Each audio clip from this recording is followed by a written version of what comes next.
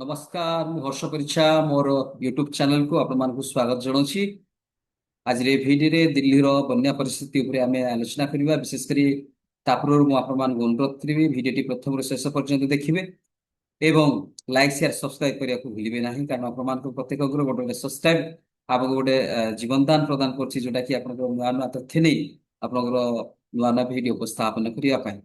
ତେବେ ଆସନ୍ତୁ ଆଜିର ଭିଡିଓରେ ଆମେ ଆଲୋଚନା କରିବା ଯେ ଦିଲ୍ଲୀ ବର୍ତ୍ତମାନ ବନ୍ୟାରେ ପୁରା ଅ, ହନ୍ତସନ୍ତ ହେଉଛି, ଯାହାକି district magistrate Shri Amal Srivastava nodal officer of disaster ମ୍ୟାନେଜମେଣ୍ଟର ନ୍ୟୁ ଦିଲ୍ଲୀର ସେ ଯାହା ନିଜ ଯାହା ରିପୋର୍ଟ ସେ ଦର୍ଶାଇଛନ୍ତି ଯେ ଆପଣଙ୍କର ଆଜି ସୁଦ୍ଧା ଯୋଉ 2 ଦିନ ପୂର୍ବରୁ ଯୋଉ ବ୍ୟକ୍ତିଟି ଆପଣଙ୍କର ନିଖୋଜ ଥିଲେ ଦିଲ୍ଲୀରେ ବନ୍ୟା ଜଳରେ ପ୍ଲାବିତ ହେଇକି, ଆଜି ତାଙ୍କର ମର ଶରୀରକୁ ବା ବଡିକୁ ଡେଡ ବଡିକୁ ଫାଉଣ୍ଡ କରିଛନ୍ତି ବା ଯୋଉ ଓଡ୍ରାଫ୍ ଟିମ୍ ସେମାନେ ତାକୁ ତାର ବଡିଟାକୁ ସେମାନେ ରେସ୍କ୍ୟୁ କରିଛନ୍ତି। ଏବଂ ତାଙ୍କ କଥା ତାଙ୍କ ରିପୋର୍ଟ ଅନୁସାରେ ଯାହା କୁହାଯାଉଛି 10 ରୁ 12 ହଜାର ଲୋକଙ୍କୁ ଆପଣଙ୍କର ତଳିଆ ଅଞ୍ଚଳରେ ଯୋଉମାନେ ବାସ କରୁଛନ୍ତି ଦିଲ୍ଲୀ ଅଞ୍ଚଳ ଦିଲ୍ଲୀର ତଳିଆ ଅଞ୍ଚଳରେ ସେମାନଙ୍କୁ ଆପଣଙ୍କୁ ଇଭାକୁଏଟ କରାଯାଇଛି ଏବଂ 38 ଜାଗାରେ ଅର୍ଥାତ 38ଟି ଜାଗାରେ ଆପଣଙ୍କର ରିଲିଫ କ୍ୟାମ୍ପ ବା ଟେଣ୍ଟ ରିଲିଫ କ୍ୟାମ୍ପ ପ୍ରସ୍ତୁତ କରାଯାଇଛି। ସେଥିରେ ସେମାନଙ୍କୁ ରନ୍ଧା ଖାଦ୍ୟ ଦିଆଯାଉଛି ଏବଂ ସେମାନଙ୍କର ସମସ୍ତ ତତ୍ତ୍ୱାବଧାନ କରାଯାଉଛି।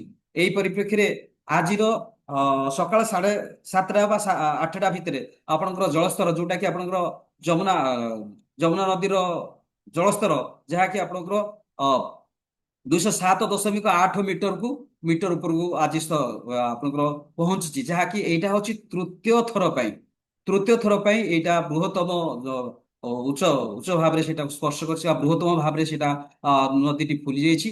ଯାହାରି ଫଳରେ ଆପଣଙ୍କର ଗାଜିଆବାଦରେ ଯୋଉ ଅଞ୍ଚଳ ଅଛି ଯୋଉଟା କି ଆପଣଙ୍କର ଲୋନି ଅଞ୍ଚଳରେ ଯୋଉ ଗୋଟେ ନୂଆ ବ୍ରିଜ ତିଆରି ଚାଲିଥିଲା, ସେ ବ୍ରିଜ ଟା ପୁରା ଧୋଇ ଯାଇଛି ଏବଂ ସେଟା ଭାଙ୍ଗି ଯାଇଛି। ଏବଂ କହିବାକୁ ଗଲେ ଆପଣଙ୍କର ଯୋଉ ସଚିବାଳୟ ଅଛି, ସଚିବାଳୟ ଭିତରକୁ ମଧ୍ୟ ପାଣି ମାଡି ଆସିଛି ବା ସଚିବାଳୟ ରୋଡଟି ସମ୍ପୂର୍ଣ୍ଣ ମାତ୍ରାରେ ପାଣିରେ ଉବୁଡୁବୁ ଅଛି ବା ପାଣି ସନ୍ତରଣରେ ଅଛି। ଏବଂ କହିବାକୁ ଗଲେ ଆପଣଙ୍କର ରିଲିଫ କ୍ୟାମ୍ପ ଭିତରେ ସେ ପାଖରେ ଯୋଉ ରିଲିଫ କ୍ୟାମ୍ପ ଥିଲା ଟେଣ୍ଟ ହାଉସ ଟେଣ୍ଟ ବନ୍ଧା ରିଲିଫ କ୍ୟାମ୍ପ, ସେ ରିଲିଫ କ୍ୟାମ୍ପ ମଧ୍ୟ ପାଣିରେ ପୁରା ଜଳମଗ୍ନ ହେଇଗଲା ଏବଂ ଯାହାର ଫଳରେ ସେଥିର ଲୋକମାନଙ୍କୁ ଅନ୍ୟତ୍ର ଯିବାକୁ ପଡିଲା ବା ଅନ୍ୟତ୍ର ସେମାନଙ୍କୁ ଇଭାକୁଏଟ କରାଗଲା।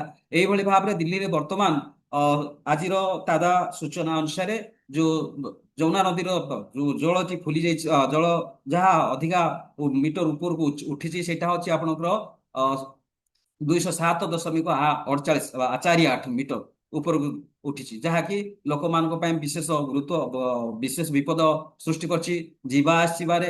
ବା ବିଶେଷ କରି ଆପଣଙ୍କର ଫିରୋଜ କୋଟଲା ରୋଡ ଟା ସମ୍ପୂର୍ଣ୍ଣ ମାତ୍ରାରେ ରୋଡ ବ୍ଲକ ହେଇଯାଇଛି, ପାଣିରେ ପୁରା ଭାସି ଯାଇଛି ଏବଂ ସେଥିରେ ଯିବା ଆସିବା ବା ଆପଣଙ୍କର ଟ୍ରାଫିକ ଉପରେ ବହୁତ ମାନେ ସମସ୍ୟାର ସମ୍ମୁଖୀନ ହେବାକୁ ପଡୁଛି। ଏଇ ପରିପ୍ରେକ୍ଷୀରେ ପୂର୍ବ ଦିଲ୍ଲୀର ମୟୂରବିହାରରେ ବିଜ୍ଞାପିତ ଅଞ୍ଚଳ ଯାହା ଅଛି ବା ଯୋଉମାନେ ବିସ୍ଥାପିତ ହେଇକି ଥିଲେ ସେମାନଙ୍କୁ ମଧ୍ୟ ମୟୂରବିହାରରେ ଥିଲେ ସେମାନଙ୍କର ରିଲିଫ କ୍ୟାମ୍ପରେ ମଧ୍ୟ ପାଣି ପଶି ଯାଇଛି, ଯାହାର ଫଳରେ ସେମାନଙ୍କୁ ସ୍ଥାୟୀ ରିଲିଫ କ୍ୟାମ୍ପକୁ ନିଆଗଲା। ସେଇଟା ଗୋଟେ ଟେମ୍ପୋରାରୀ ରିଲିଫ କ୍ୟାମ୍ପ କରାଯାଇଥିଲା। ଏବଂ ଏଇପରି ଭାବରେ ଆପଣଙ୍କର ଯୋଉଟା ଅଛି ଆପଣଙ୍କର ଆଲିପୁରରେ ଗୋଟେ ଆଲିପୁର ରୋଡ ଆଲିପୁର ରୋଡରେ ଗୋଟେ ପାଖରେ ଗୋଟେ ଆ, ରାଜପଥ ଅଛି। ସେ ରାଜପଥ ହଉଛି 84 ନମ୍ବର ରାଜପଥ ବା 84 ନମ୍ବର ନ୍ୟାସନାଲ ହାଇୱେ। ସେଥିରେ ଗୋଟେ ବିରାଟ ଗର୍ତ୍ତ ସୃଷ୍ଟି ହେଇଛି ଏଇ ଲଗାଣ ବର୍ଷା ବାଦଲ ଫଟା ଲଗାଣ ବର୍ଷା ମୁଷଳଧାର ଯୋଉ ବର୍ଷୁଛି, ଯାହାରି ଫଳରେ ଦିଲ୍ଲୀ ଭଳିକା ସହରରେ ଆପଣଙ୍କର ଯୋଉଟା କି କୁହାଯାଉଛି national highway 44 number national highway ଆପଣଙ୍କର ଆଲିପୁରରେ ସେଠି ଗୋଟେ ବିଶାଳ ଗୋଟେ ଗର୍ତ୍ତ ସୃଷ୍ଟି ହେଇଛି ବା ଆପଣଙ୍କୁ କହିବାକୁ କେଭ୍ ଭଳିଆ ଗୋଟେ ଗର୍ତ୍ତ ସୃଷ୍ଟି ହେଇଛି। ଏବଂ ମନ୍ଦିରକୁ ଯୋଉ ସଂଯୋଗ କରୁଛି ଯୋଉ ବ୍ରିଜ ଗୁଡାକ ଫୁଟ ବ୍ରିଜ ଗୁଡାକ ମନ୍ଦିରକୁ ସଂଯୋଗ କରୁଛି, ସେ ମନ୍ଦିର ଗୁଡାକ ସେ ବ୍ରିଜ ଗୁଡାକ ବା ଫୁଟ ବ୍ରିଜ ଗୁଡାକ ଆପଣଙ୍କର ପାଣି ମଗ୍ନ ହେଇଛି, ଯାହାରି ଫଳରେ ଯିବା ଆସିବା ସମ୍ପୂର୍ଣ୍ଣ ମାତ୍ରାରେ ବାଧାପ୍ରାପ୍ତ ହେଇଛି। ବର୍ତ୍ତମାନ ପରିପ୍ରେକ୍ଷୀରେ କହିବାକୁ ଗଲେ ଦିଲ୍ଲୀର ପ୍ରାୟ 10 ରୁ 12 ହଜାର ଲୋକକୁ ଇଭାକୁଏଟ କରାଯାଇଛି ଏବଂ ସେମାନଙ୍କୁ ଅ ଯୋଉ ନିରାପଦ ଜାଗାରେ ରଖାଯାଇଛି। ଏବଂ ସେଇଭଳି ଅବସ୍ଥାରେ ବର୍ତ୍ତମାନ ସେଇ ରିଲିଫ କାର୍ଯ୍ୟକ୍ରମରେ ଅ ତ ଦେବା ପାଇଁ ରୋଡ ସୁବିଧା ନାହିଁ ବା ଯାତାୟାତ ସୁବିଧା ନାହିଁ, ତେଣୁକରି ଡ୍ରୋନ ସାହାଯ୍ୟରେ ସେମାନଙ୍କୁ ଦିଆଯାଉଛି। ଡ୍ରୋନ ସାହାଯ୍ୟରେ ବା ଆପଣଙ୍କର ହେଲିକପ୍ଟର ଜରିଆରେ ସେମାନଙ୍କୁ ଖାଦ୍ୟ ବା ସେମାନଙ୍କୁ ଆବଶ୍ୟକ ଜିନିଷ ଦିଆହଉଛି। ବା ଯୋଉ ଜାଗାରେ ଆପଣଙ୍କର ବିଶେଷ ଭାବରେ ପ୍ରଭାବିତ ଅଛନ୍ତି, ଯିବା ଆସିବାରେ ଅସୁବିଧା ହଉଛି, ସେମାନଙ୍କୁ ହେଲିକପ୍ଟର ବା ଡ୍ରୋନ ସାହାଯ୍ୟରେ ସେମାନଙ୍କର ସମସ୍ତ ଆବଶ୍ୟକ ସହାୟତା ପ୍ରଦାନ କରି ଦିଆଯାଉଛି। ଏହି ପରିପ୍ରେକ୍ଷୀରେ ଯାହା କୁହାଯାଇଛି ଯେ ସେଣ୍ଟ୍ରାଲ ୱାଟର କମିଶନ ସେ କହିଛନ୍ତି ଏଇ ଯୋଉ ଡେଡ ବଡିଟି ମିଳିଲା ଏଇଟା 2 ଦିନ ପୂର୍ବରୁ ଆପଣଙ୍କର ନିଖୋଜ ଥିଲା। ତ ଏଇ ବନ୍ୟାରେ ହିଁ ନିଖୋଜ ଥିଲା।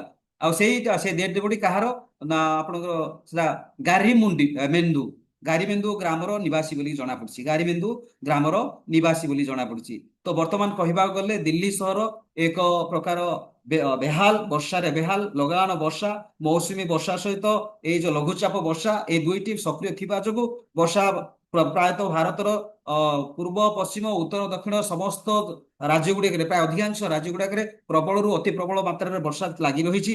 ଯାହା ଫଳରେ ବନ୍ୟାର ସ୍ଥିତି ଦିନକୁ ଦିନ ବଢି ଯାଇଛି। ଗତ ଦିନ ମାନଙ୍କରେ ଆମେ ଦେଖିଛେ ଯେ ପଞ୍ଜାବରେ ଆପଣମାନଙ୍କର 37 ଜଣ ମୃତ୍ୟୁବରଣ କରିଛନ୍ତି ଏବଂ ସେମାନେ ମଧ୍ୟ ସେମାନଙ୍କର ହେକ୍ଟର ହେକ୍ଟର ଜମି ମଧ୍ୟ ଜଳମଗ୍ନ ହେଇଯାଇଛି। କିନ୍ତୁ ଆଜି ପ୍ରକୃତ ପକ୍ଷେ କହିବାକୁ ଗଲେ ଆଜି ହେଲା ଶୁକ୍ରବାର ଅର୍ଥାତ୍ 5 ତାରିଖ ସେପ୍ଟେମ୍ବର 5 ତାରିଖ। ଆଜି ଦିଲ୍ଲୀର ସମସ୍ୟା ଅତି ଜଟିଳ ହେଇପଡିଛି ଯାହାକି 2030 ଲୋକମାନଙ୍କୁ ସ୍ଥାୟୀ କ୍ୟାମ୍ପକୁ ନେବାକୁ ବାଧ୍ୟ ହେଇଛନ୍ତି। ଦିଲ୍ଲୀ ପ୍ରଶାସନ ବର୍ତ୍ତମାନ ଏଇଭଳି ଯୋଉ ଅଛନ୍ତି ଆପଣଙ୍କୁ 10-12 ହଜାର ଜଣଙ୍କୁ ଇଭାକୁଏଟ୍ କରାଯାଇଛି ବା ଆରେଷ୍ଟ କରାଯାଇଛି। ସେମାନଙ୍କ ମଧ୍ୟରୁ ଯୋଉ ତଳିଆ ଅଞ୍ଚଳ ଅଛନ୍ତି ସେମାନଙ୍କୁ ଆପଣଙ୍କର 2030 ଲୋକକୁ ଆପଣଙ୍କର ସ୍ଥାୟୀ କ୍ୟାମ୍ପକୁ ନିଆଯାଇଛି ଏବଂ 818 ଲୋକକୁ ଆପଣଙ୍କର ଅସ୍ଥାୟୀ କ୍ୟାମ୍ପରେ ରଖାଯାଇଛି ବା ଟେଣ୍ଟ ବାନ୍ଧିକି ରଖାଯାଇଛି। ତ ସେମାନଙ୍କର ସମସ୍ତ ଖାଦ୍ୟପତ୍ର ବା ସେମାନଙ୍କର ଔଷଧ ପତ୍ର ବା ପ୍ରାଇମେରୀ ଯାହା ଏଡ୍ ସେ ସମସ୍ତଙ୍କୁ ଦିଆହଉଛି ସରକାରଙ୍କ ତରଫରୁ। ଏହା ଉପରେ ଗୁରୁତ୍ୱ ଦିଆଯାଉଛି ସରକାରଙ୍କ ତରଫରୁ ବା ଦିଲ୍ଲୀ ପ୍ରଶାସନଙ୍କ ତରଫରୁ। ଏବଂ ଏଇ ସମସ୍ତ ବିଷୟବସ୍ତୁ କିଏ କରୁଛନ୍ତି ବା ରେସ୍କ୍ୟୁ ଅପରେସନ କରୁଛନ୍ତି ଓଡ୍ରାଫ୍ ଟିମ୍ କରୁଛନ୍ତି। ଯୋଉ ଓଡ୍ରାଫ୍ ଟିମ୍ ସହିତ ଭଲେଣ୍ଟିୟର୍ସ ମାନେ ମଧ୍ୟ ଅଛନ୍ତି, ଏନଜିଓ ମାନେ ମଧ୍ୟ ଅଛନ୍ତି, ସିଆରପିଏଫ୍ ଯବାନ ମାନେ ମଧ୍ୟ ଅଛନ୍ତି।